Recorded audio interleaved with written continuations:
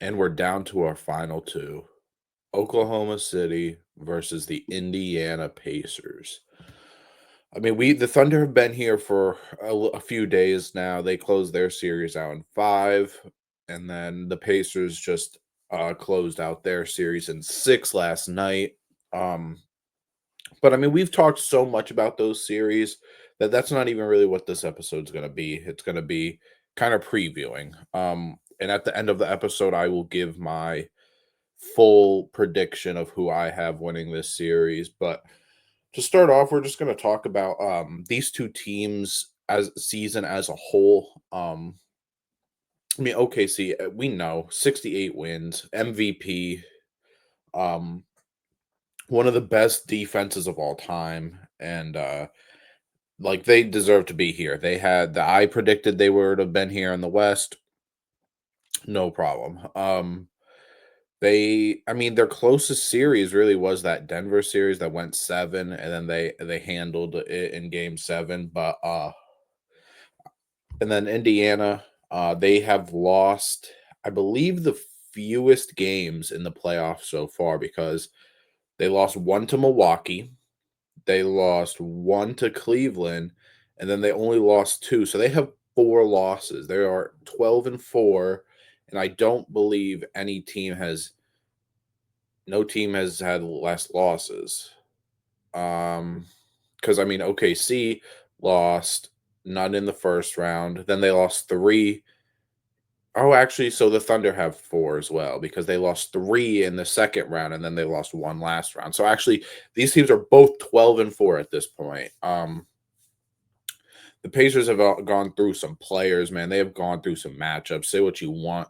They went through Giannis. Sure, the Bucks aren't great, but they have Giannis, which is they've done a few years in a row now. Um, they went through the Cleveland Cavaliers, the best team in the East record wise, and a big four that was like really not messable with in the regular season. Handled them in five, and then they played New York, who I mean, New York had the best two players on paper starting the series, and they went through them, and that's the most competition they've had, and they still went six. So these teams are both great. I mean, if you look at what these two teams did in the regular season, like these teams are basically identical. The only big differences is that the Thunder score about 3 more points per game. They get almost 2 more steals per game. But other than that, like they foul about the same, whatever. OKC turns the ball over about 1.5 less. Blocks are the same. Assists, the Pacers have a little bit of an advantage. Rebounding, the Thunder have a little bit of an advantage, but like defensive and offensive rebounding, not that different. Free throws attempted, not that different. 2 point percentage and attempts and makes basically identical. 3 point percentage and 3 point attempts made and taken basically identical as well. Like these teams, they get about the same amount of shots up and everything. Like they do almost like they're almost the same, like regular season stat wise. Um, the things that I will say I am worried about for the Pacers is rebounding, just like I was in the New York series, because Miles Turner, I would, if I had to put a number on it, I would say gets his regular season numbers were somewhere around 7 a game.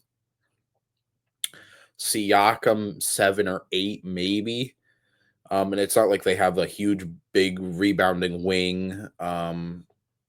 Or a guard that gets a ton of rebounds. Sometimes Halliburton can, but and if you look at OKC's side, like Hartenstein is, I think, mainly this problem. Hartenstein is going to probably, give them issues, but Chet isn't the greatest rebounder yet. I think he's probably somewhere around 7 or 8. But this team does really well as a whole rebounding, where Shea could get you 6 rebounds. Lou Dort could go get you 5 or 6. And then you've got also off the bench, you still got Big J Will.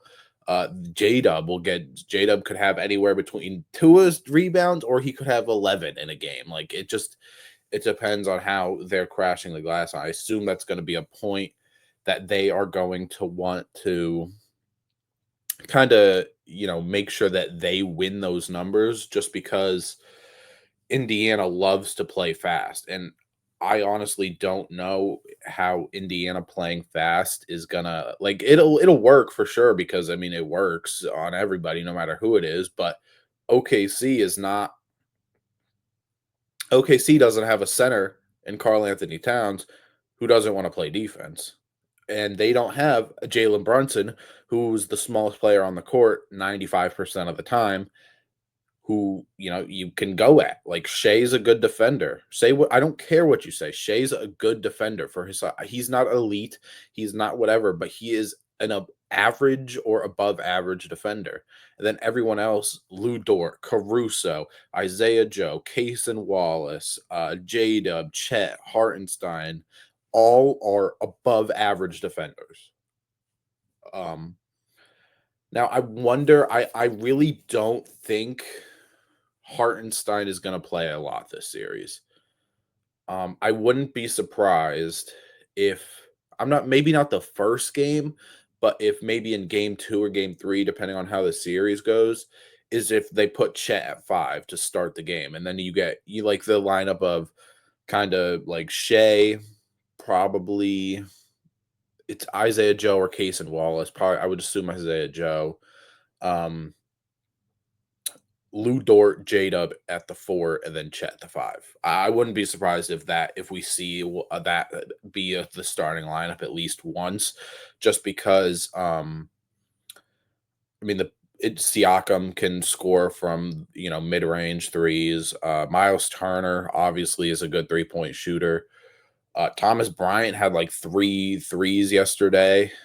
Obviously that's not necessarily what he's there for all the time, but like, I mean, even like Obi Toppin, who plays 4 and 5 sometimes, I mean, he can shoot for sure, but the Pacers don't have that traditional center, I guess, unless they're playing Tony Bradley, which like I mean that happened a little bit in the last series, but um I can't imagine it's going to happen a lot in the NBA finals.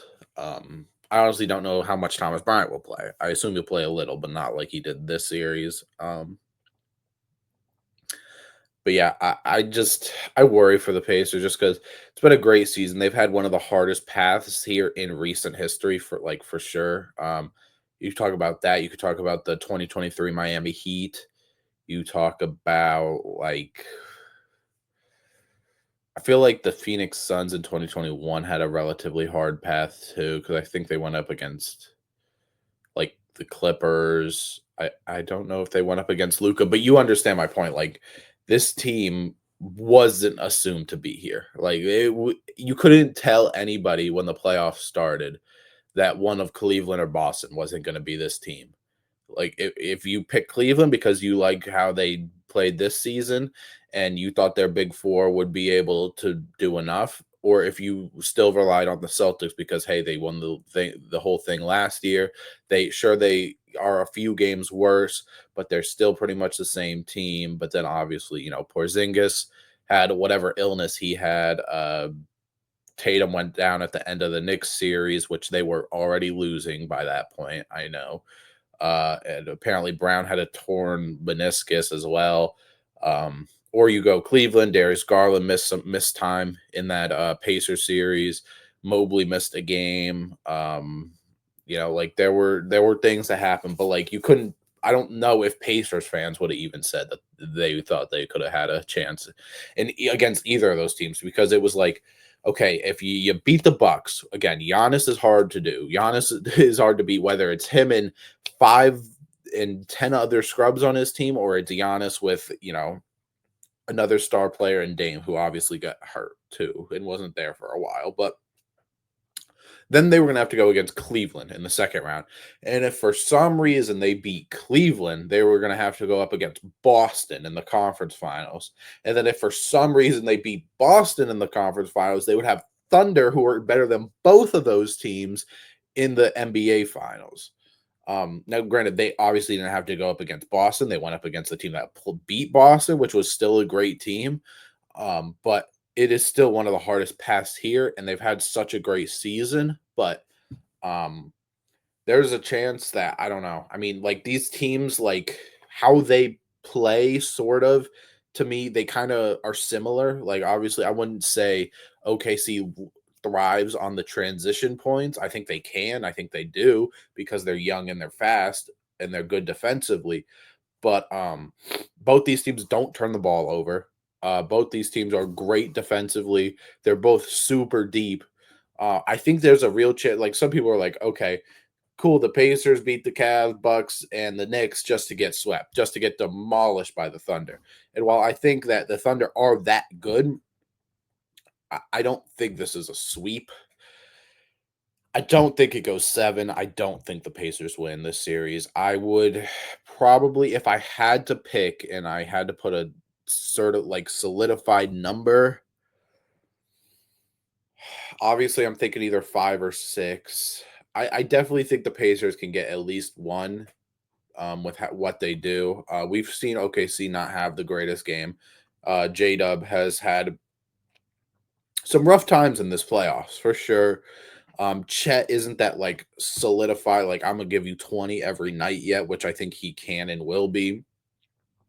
Shea has definitely stepped it up, and he's looked great in the playoffs now. But there's a world that they just lost in a blowout to the Timberwolves, and if the Timberwolves can do that, I think the Pacers can do that. Even though I don't think the Timberwolves, or I don't think the Pacers, excuse me, are better than the Timberwolves, but I think if they could get caught like that by the Timberwolves, then I don't think that the Pacers can't get a game. So I would probably go OKC in 5, just because again, this is an all-time team, whether you respect it or like it or not.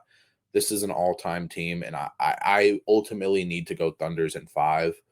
I do think that this can be interesting though. Like I really maybe I'm being too optimistic for a Pacers team that doesn't really have that, top 10 player. Maybe now you have Halliburton towards the top 10, but he didn't have a great game 5, I want to say that was where he only had 7 shots.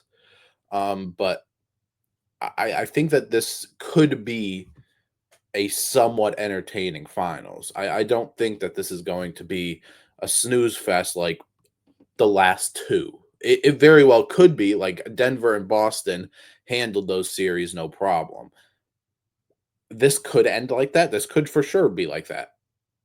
But I think out of both those series, this has a possibility to go maybe 6 games. It will have some close games, unlike, some of those games in the previous finals did. But I mean, it's still a great season no matter what happened to the Pacers. I don't know how you look at this and say, like, some people be like, they don't have to do anything in the offseason because they just made it to the finals. But if you want to look to get better, I don't really know what that implies. Like, because you're already super deep. I don't know if that means working out some things on the edges, like, getting a backup point guard. Because TJ McConnell at one point was a good backup point guard. He hasn't really played a lot. It hasn't really been amazing. I'm not the biggest fan of TJ McConnell anyways. And also a backup center because I think you're off the bench. I mean, you got Mathurin, who I don't know if he needs to be paid. I would assume he does either this summer or next summer. Obi Toppin seems like he has a role finally where he was passed from the Knicks to the was he just Knicks Pacers? I feel like there was another team in there. Maybe not though. But like I don't really know how this team would get better for the Pacers if they do lose this series in pretty convincing fashion and they want to say, yeah, we need some moves.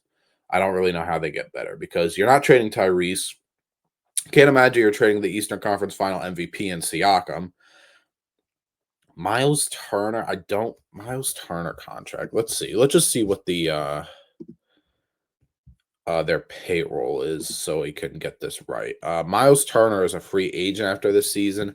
I assume he's going to want a good amount of money, just because he's one of those players that he's a center a lot of teams would like. He can play defense and block some shots, and he can stretch the paint, like stretch the floor out. Excuse me. Um, so I would imagine he would want some money. Matherin, oh no, Matherin is good. He's got a team option for next year, but then the year after he would need to. But then like Siakam, Turner, Toppin, Neesmith, McConnell, uh Nemhard are all wrapped up for at least 3 years. And then you still got Jarris Walker, who hasn't really found himself a role yet. I don't know if he will. Maybe that's something you you say and use for some trade bait. I don't know though, but still good series. This I think could be a good finals, but I wouldn't be surprised if the Thunder just do what they need to do and win this series. So my final guess is Thunder in 5, even after saying that it could be an uh, entertaining series. I think it's just a basketball fan of me saying that it could be like want to have a more entertaining finals, but if I'm being realistic, I look at these two teams again. I think they match up pretty decently, but I can't ignore what the Thunder have done and what they can do offensively. So Thunder in 5 is my official prediction.